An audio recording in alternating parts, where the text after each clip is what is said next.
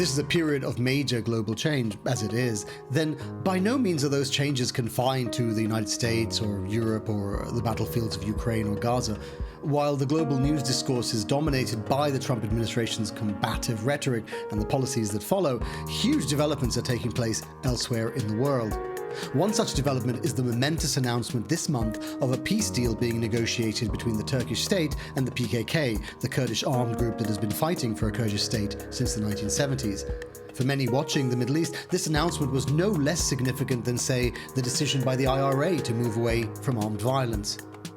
Alongside that, Turkey is grappling with a number of other sizable political upheavals, chief among them the jailing of President Erdogan's main political rival, Istanbul Mayor Ekrem İmamoğlu, as well as the momentous toppling of the Assad regime in neighbouring Syria. As always, the lead hosts on the last Friday of the month, Global Insights, our current affairs podcast hosted by my colleague Kwangu Liwewe. And this week, Kwangu is looking into this hugely consequential period for modern Turkey. Kwangu joins me now. Tell me who you brought on for this episode, Kwangu. Hi Faisal, it's great to be here. So first I had Diego Cupolo. He's based in Ankara and he's been in Turkey for many, many years. He's the co-founder and editor-in-chief of Turkey Recap, which is a highly respected politics newsletter. Then following Diego, I spoke to Günöl Tol. She is the founding director of the Middle East Institute's Turkish Study Program. She joined me from Washington, D.C. And what did they have to say about the weight of these events? So both actually agreed that these are major developments in Turkey. Diego said, that everything is changing once again. He looked back at the instability 10 years ago, and he says this is a similar period now. And he said some things are promising, but it could go either way. And Günöl? Well, she also agreed that it is a momentous period, but for different reasons. She dwelt a lot on the arrest of İmamoğlu, and she said it signifies a shift from a managed democracy to a Russia-style autocracy. Very interesting. Right, well, let's hear it. Sure thing. Here's this week's episode of Global Insights on the Lead.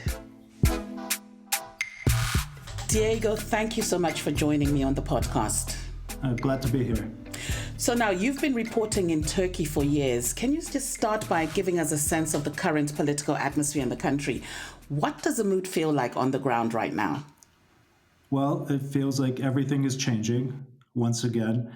And I don't feel that we've seen this kind of moment in Turkey since about 10 years ago, when you had a lot of political instability, different kinds of terror threats, and also you had the attempted coup in 2016. We do feel like we're going through a huge political shift, and no one knows where it's headed at the moment. But it does seem like a promising start from the peace process angle. But at the same time, there is worries about the democratic future of the country after İmamoğlu's arrest. Okay, so what has sparked this optimism this time around? Well, it's an attempt. I'm not sure if I would characterize it as optimism. People are waiting to see what comes next, what steps the state takes, and what steps the PKK takes, right? Whether the arms are dropped and whether there's an organized effort to actually disarm and dissolve, as Öcalan called for. But I would say that it's a beginning, and the attempt is supported. How the process moves forward is the big question. So it's too early for optimism, but there is widespread support for peace. It's mainly a question of how to achieve it. Yeah, but it does feel like Turkey's been in this constant state of political tension for years, and you did mention that just a few minutes ago. But are people just tired at this point, or just describe how the people on the ground are feeling at this point? Yeah, generally in Turkey, politics dominates daily life. Like any citizens in the world, Turkish citizens would prefer not to think about politics every day. And if the peace process could, help that sympathy or that feeling, then they would support it.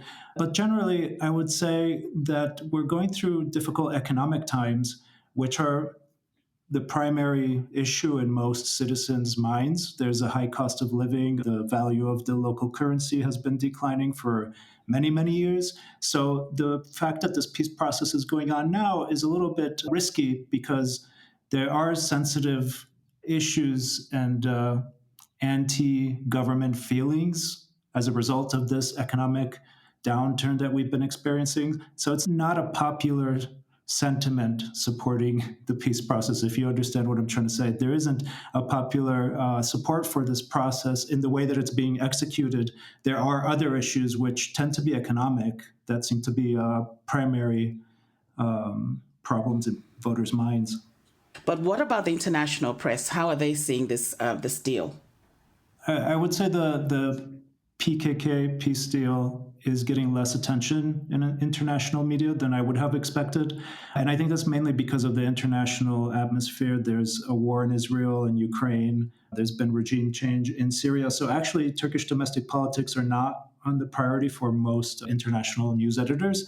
It is a sub-issue, but I would argue that it does lead to regional stability in a way that's quite profound if achieved, right? If this process is successful, I think that it would lead to different kinds of deals and negotiations and international trade relations between Syria and Iraq and Turkey that would have, let's say, multiplying effects for regional stability. Because if the states become interconnected and there is reduced threat of terror activity and disruptions of infrastructure or energy routes, I think this could have resounding effects. But, it's too early to project too far ahead at this moment. Okay. So now let's get into the deal. You're in Ankara at the moment. So what is the official government line as to how this deal was achieved and what it means for Turkey? So the process has been criticized for not being too transparent. From what we understand, Öcalan has been negotiating with the state for more than a year, and the deal was announced publicly, or some kind of negotiation was announced publicly in October. There was some kind of hints that we could expect a deal, let's say. The way that the government has pitched it is that it's very anti-imperialist. If you want to get into it, basically, the government says that Turks and Kurds have been allies forever, and they've fought off imperialists. But Kemalists, which are the CHP, the opposition party that's facing a lot of pressure right now, those CHP politicians separated Turks and Kurds. They separated Muslims, essentially, is the way that they put it. And now the AKP is working to undo that separation. The interesting factor about this narrative is that Öcalan has also echoed it in his statements. So you see some kind of alignment in the messaging from the Kurdish side and the state side, but that's understanding that the Kurdish side is being, monitored by the state. So whatever Öcalan puts out is also probably getting vetted by different authorities. And now I know earlier on you did talk about how people are generally seeing this deal, but we're presuming that there could be different reactions from, let's say, the city versus the rural areas. Are you hearing anything from the rural areas about how they perceive this deal?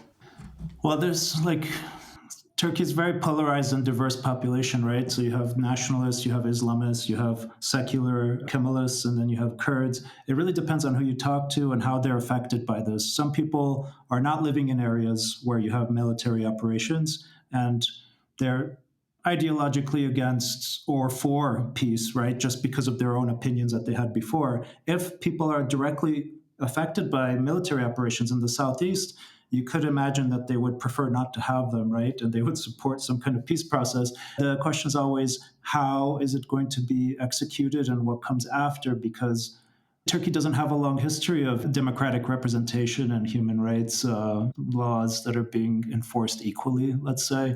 And I do believe that most of the population retains some skepticism because of their previous experience with so many coups and so many government changes in Turkish history. I mean, it's only logical to be suspicious of what's coming.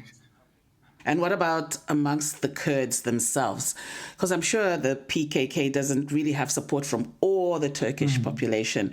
But this agreement surely must be impacting them as an ethnic group.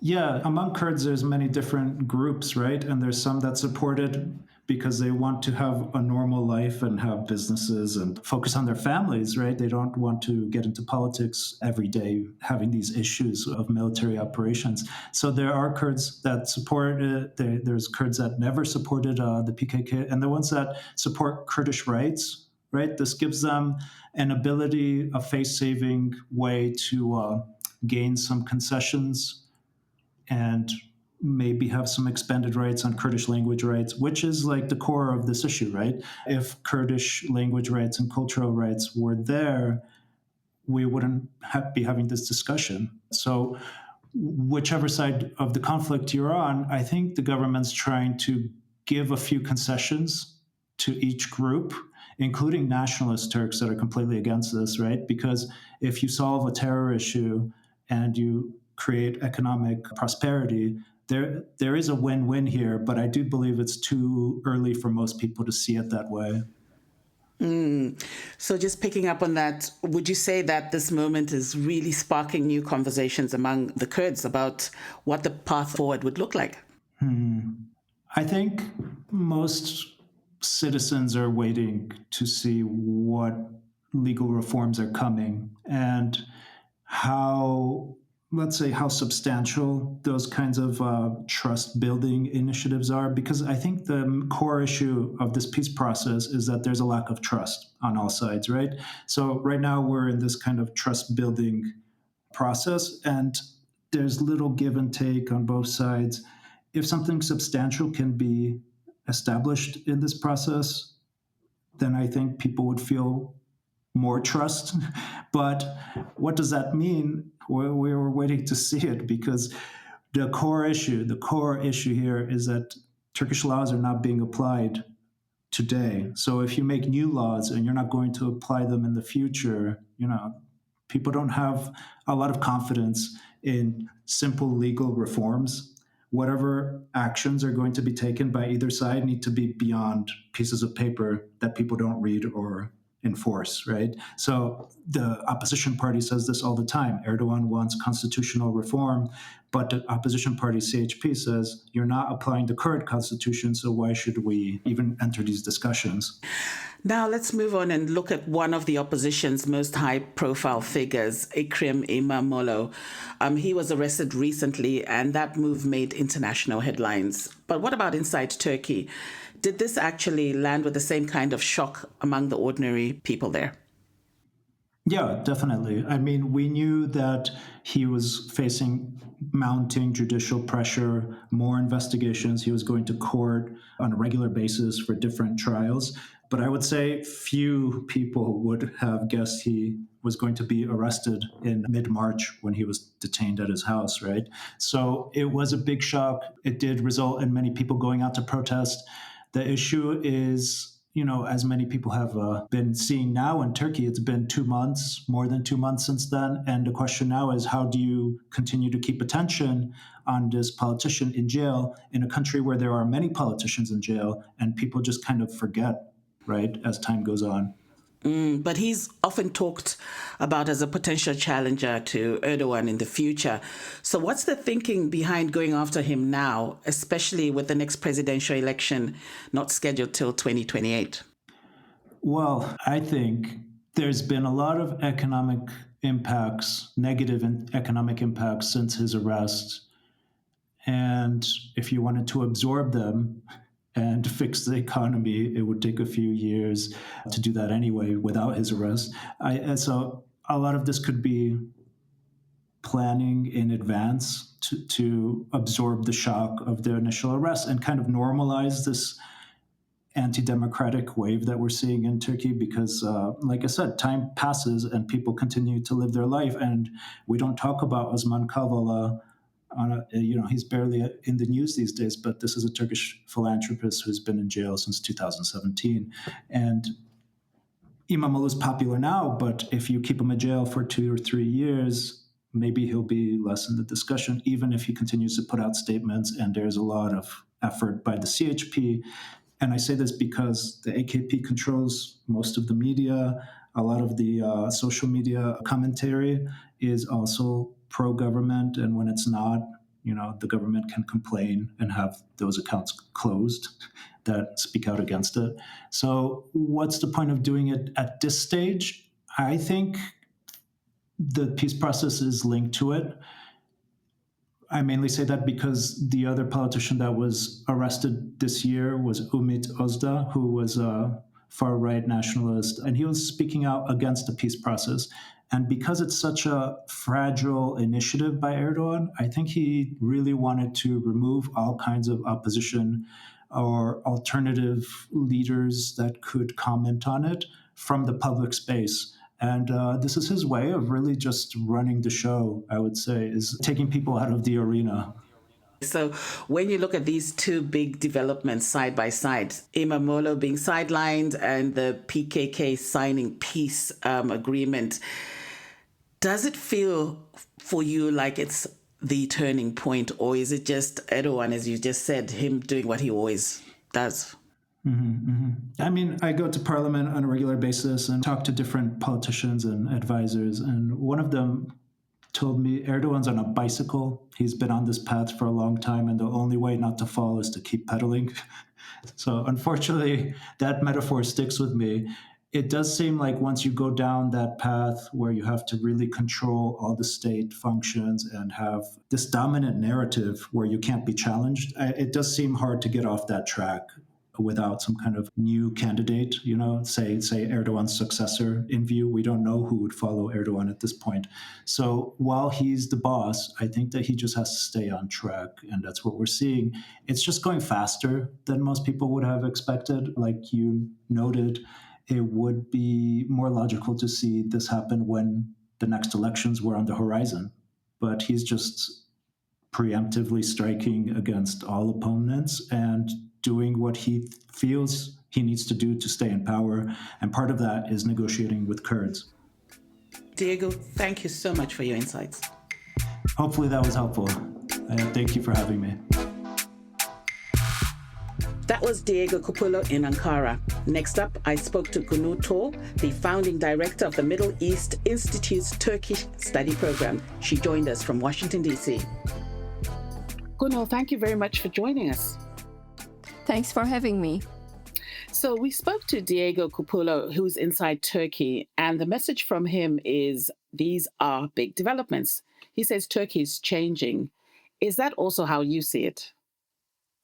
Certainly. I think a lot has happened in the last 2 months. I think the first and biggest development is the arrest of Istanbul Mayor Ekrem İmamoğlu. He is also the main opposition party's presidential candidate. So on March 19th, he got arrested over corruption charges, and there are also terrorism charges linked to his case.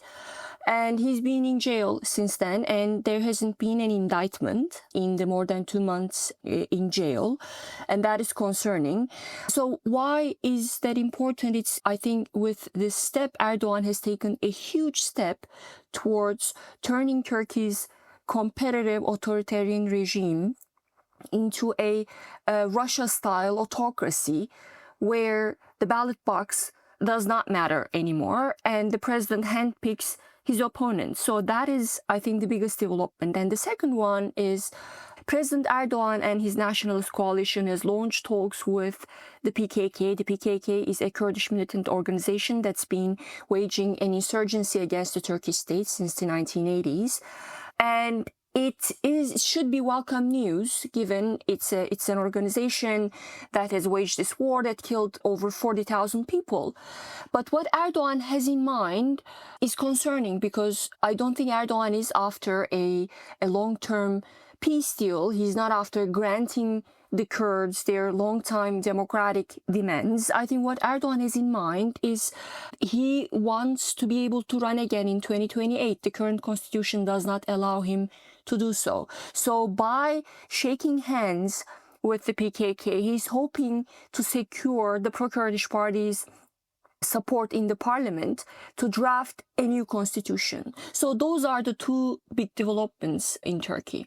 So let's zone in first with the PKK before we have a look at Imamoglu and his arrest. So just tell us about Erdogan's history with the Kurdish independence movement. Is it fair to say that he hasn't been entirely consistent with how he's dealt with it throughout his very long career?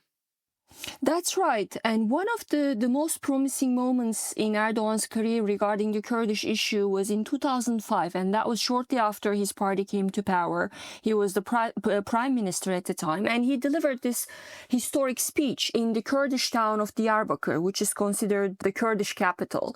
And in that speech, he said that the Turkish state mistreated the Kurds, its own Kurds, and the Kurdish question was not just a terrorism problem, which was the official line of Turkish state for decades. So Erdogan recognized the Kurdish issue as a matter of human rights and democratization. So that was a very promising sign.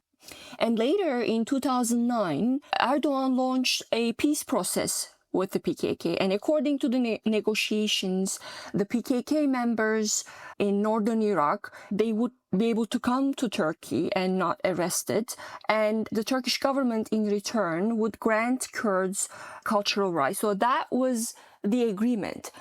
And it was really welcomed by the country's liberals and the Kurdish constituency. But I think the larger public was not quite ready for an initiative like that. So the PKK members, they came through the border, but because of the nationalist backlash against the initiative, it failed shortly after, and the PKK members who were promised not to be arrested, they got arrested and the initiative collapsed. And in later after the Syrian uprising started in 2011, 2012, Erdogan initiated another round of talks with the PKK. And this time again, according to the agreement, the PKK was going to withdraw from Turkish territory and the Turkish government was going to grant some cultural rights to the Kurds.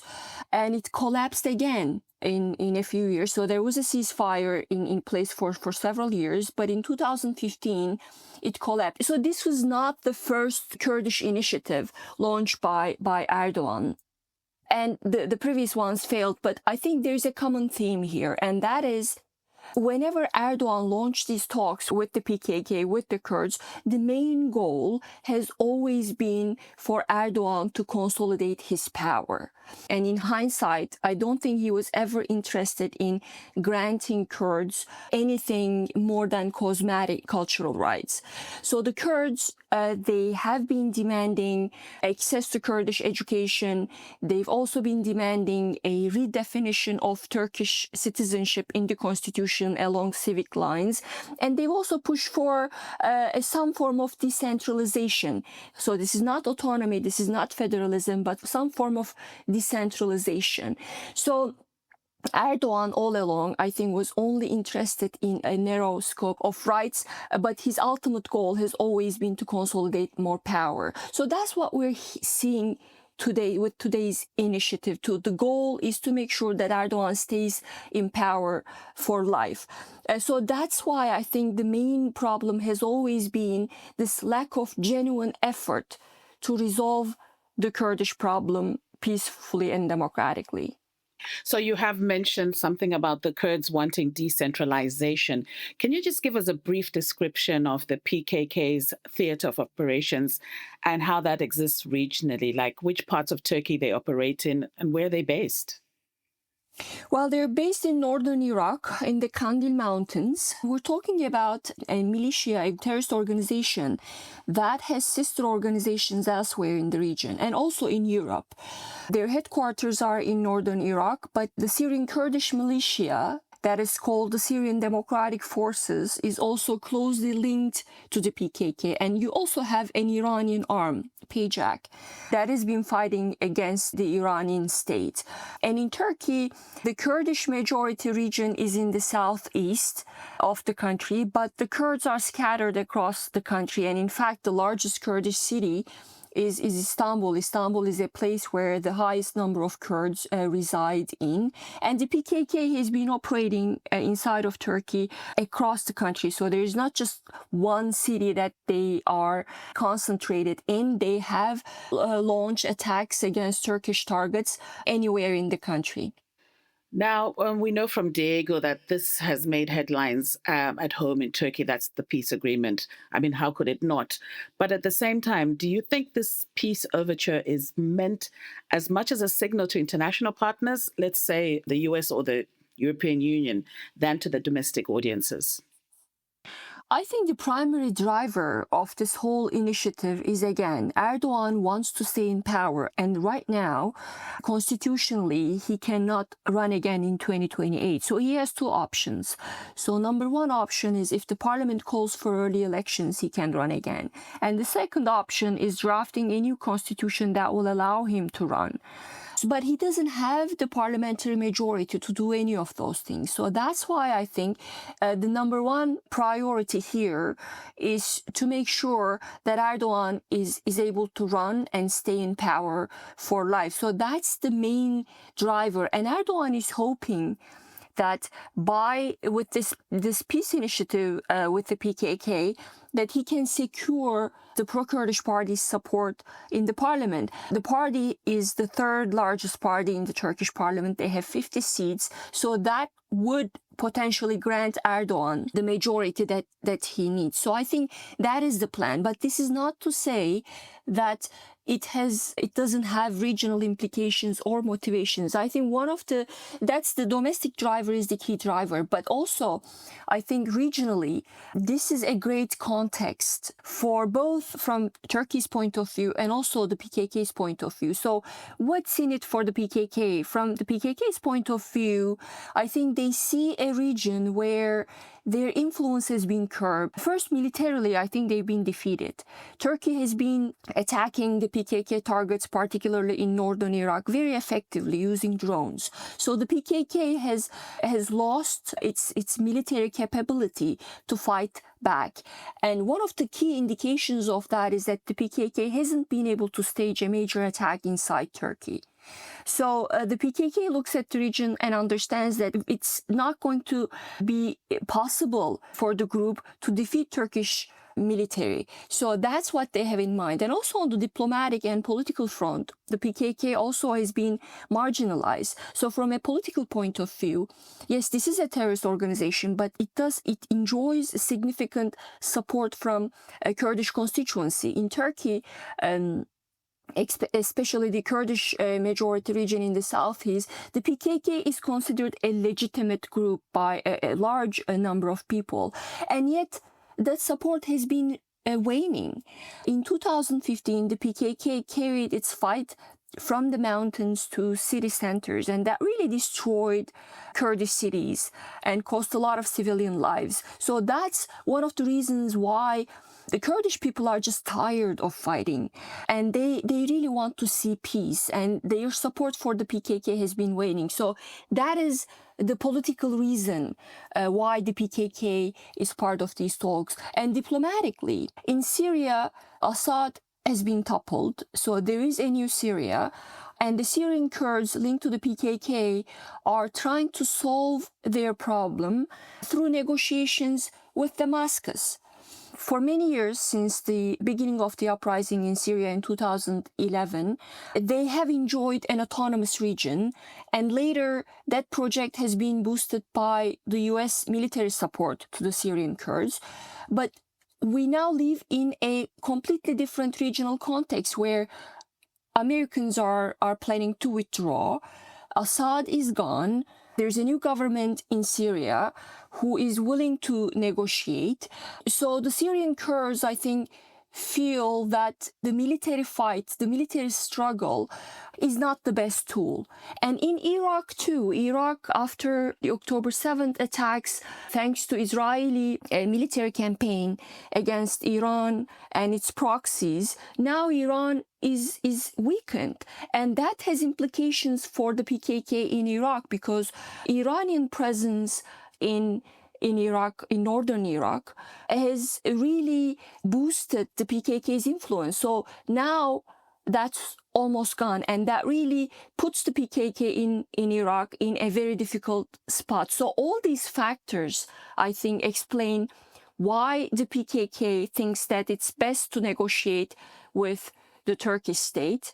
And also Erdogan sees that, with this deal, he can secure another term, but he also sees that there are regional stakes, regional things to gain from the regional balance of power if he manages to disband the PKK.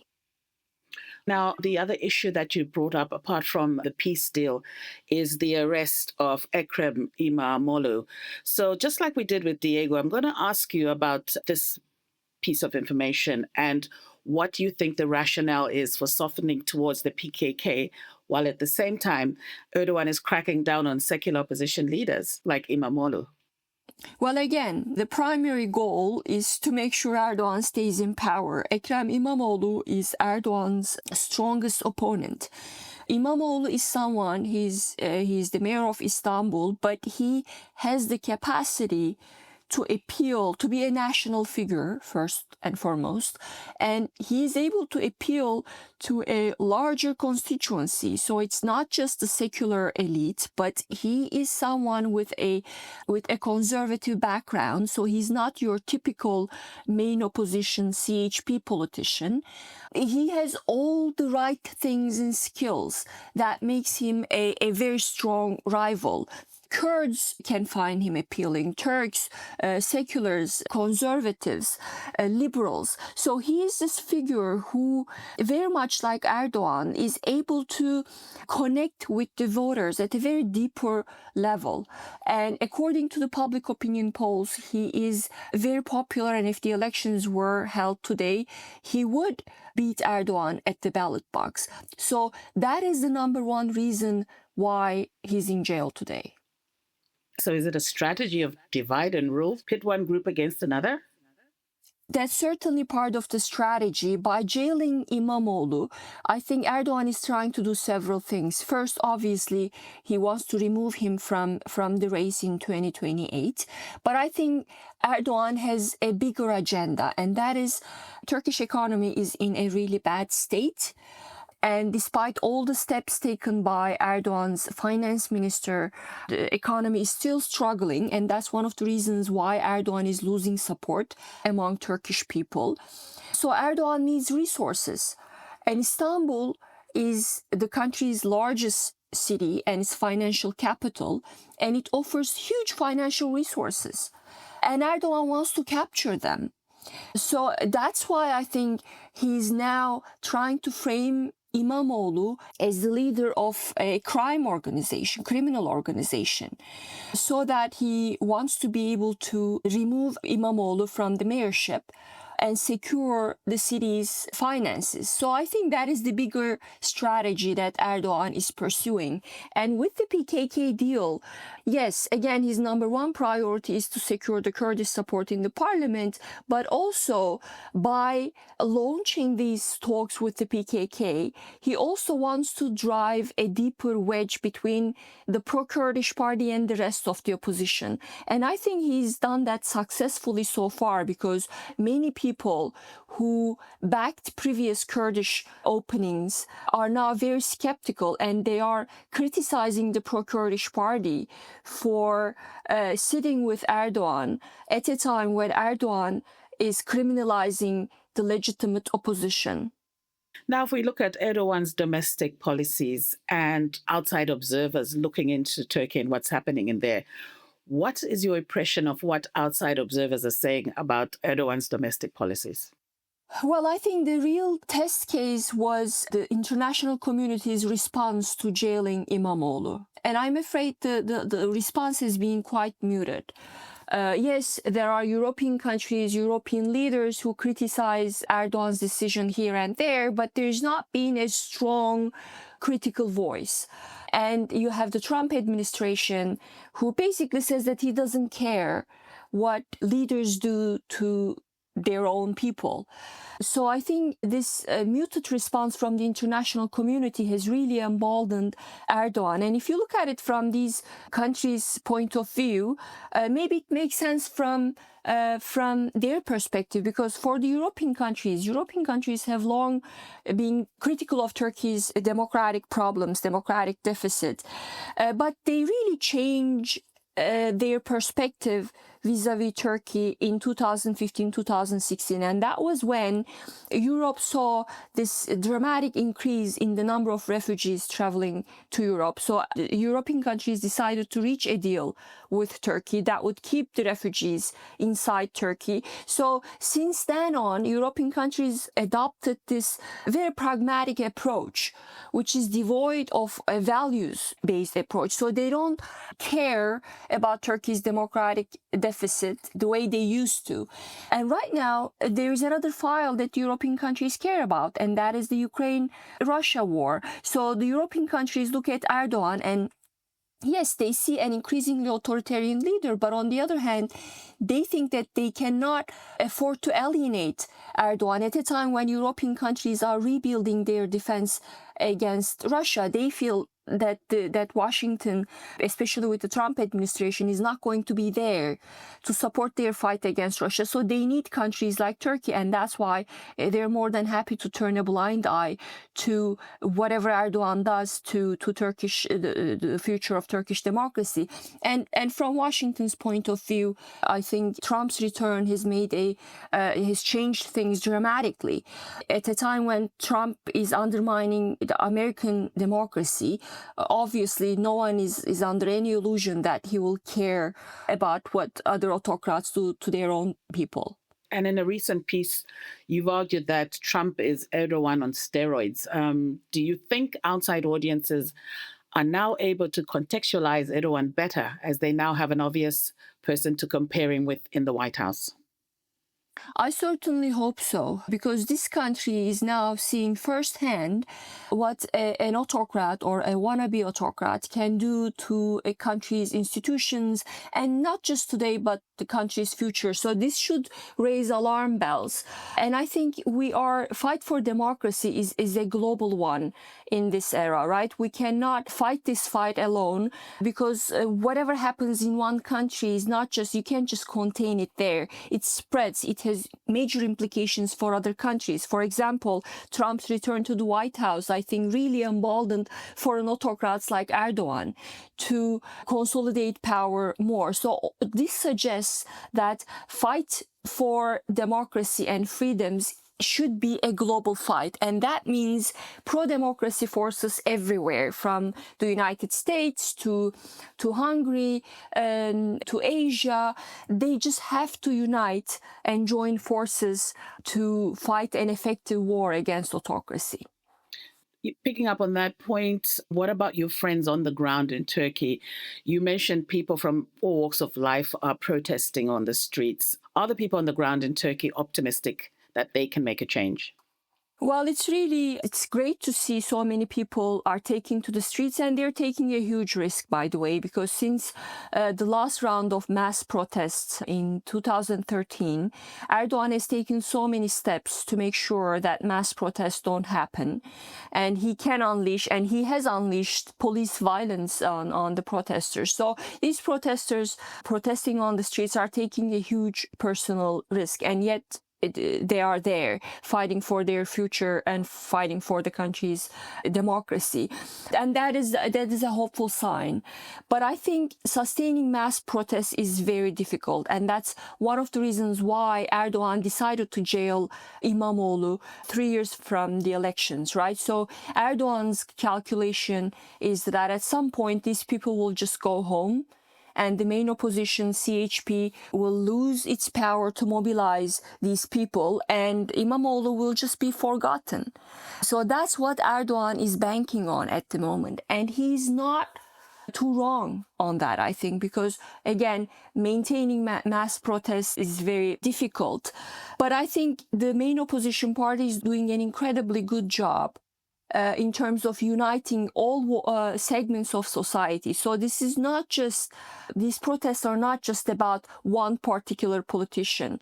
It's not just about İmamoğlu. The people who joined those protests are old people, young people who cannot see a future for themselves in Erdogan's Turkey, farmers who have been the victims of Erdogan's economic policies. So you see people from all walks of life joining to protest the direction Erdogan is trying to take the country to. So I think in that regard, the protests are clearly hopeful signs, but the challenge is going to be sustain them. Günöl, thank you so much for your insights. Thanks for having me. You've been listening to Global Insights on the Lead. A quick note from me. If you've enjoyed today's episode, please consider leaving us a rating and a review. It really helps us to spread the word about the podcast and lets other people find us. This week's episode was produced by Finbar Anderson and hosted by me, Kwangu Liwewe. For a deeper understanding of global news and current affairs, subscribe to The Lead on your favorite podcast app, where you'll find Global Insights the last Friday of every month. See you next time.